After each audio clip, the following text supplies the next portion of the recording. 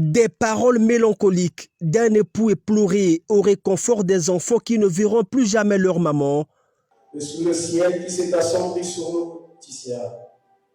Ton silence est une brisure. Non, Laetitia.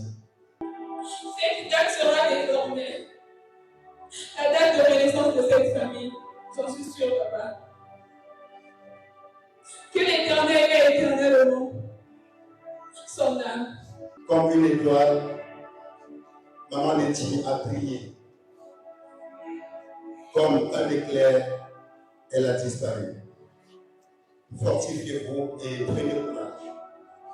C'est avec des larmes aux yeux que l'auteur et ce public ont suivi cette présentation scénique. Des moments émouvants à l'occasion de la présentation de ce livre atypique intitulé « Dialogue silencieux avec mon épouse ».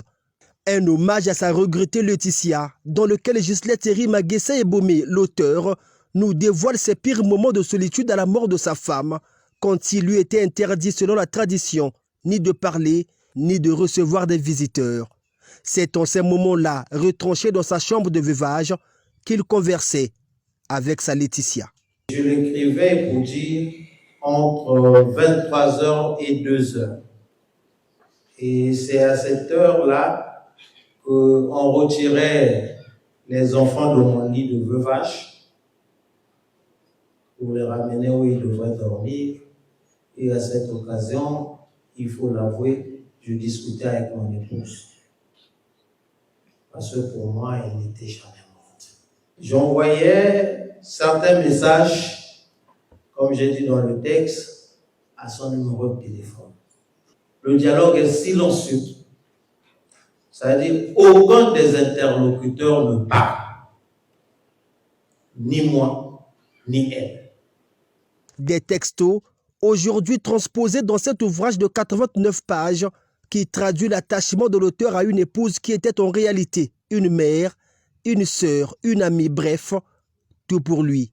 Dialogue silencieux avec mon épouse n'est pas un simple monologue remémoratif, car dialoguer avec l'être aimé permet de le préserver, de magnifier son image et de l'élever de l'expérience intime au rang de l'universel. Des souvenirs, des projets. Le dialogue silencieux entre Gisèle Thierry et Laetitia Dawson, ce livre se veut un vade-mecum pour quiconque traversera ces moments de deuil. Je veux appeler tous ceux comme moi, ou tous ceux comme mes enfants, traversent cette épreuve, ou traverseront cette épreuve, de trouver ici quelques textes qui peuvent les réconforter. Elle est partie, elle n'est pas partie. Dialogue silencieux avec mon épouse, dont la présentation a débuté par un office religieux, est aussi une histoire d'amour. Une façon pour l'auteur d'immortaliser la mémoire de sa défunte épouse, dont la présence restera éternelle.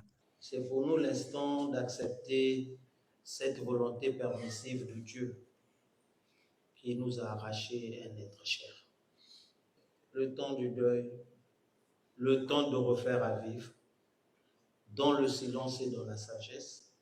C'est pourquoi je dis toujours que cette perte nous ouvre la voie de la sagesse et de la vie heureuse, toujours en sa compagnie, parce que nous croyons qu'elle est éternelle. Entrer dans les profondeurs de la conversation entre l'auteur et son épouse, quelques autorités présentes à cette cérémonie de vernissage parlent d'un moment magique, à l'instar du ministre Bombo. Comment qualifier cela? Il a trouvé le moyen de ne pas être seul. Il était seul, mais il s'est dit, je ne suis pas seul. Comment? Je vais dialoguer, je vais converser avec ma femme. C'est un génie parce qu'il a trouvé le moyen de ne pas être seul. Secret d'un cœur mélancolique, dialogue silencieux avec mon épouse publié chez le Papyrus n'était pas destiné au public à l'origine. Mais la publication de ces écrits intimes de l'auteur conseillé par ses amis est une façon pour lui d'extérioriser sa peine. Un moyen peut-être qui lui permettra de traverser les méandres de ce fleuve tumultueux. Une page aussi lourde à tourner, a-t-on compris de l'auteur.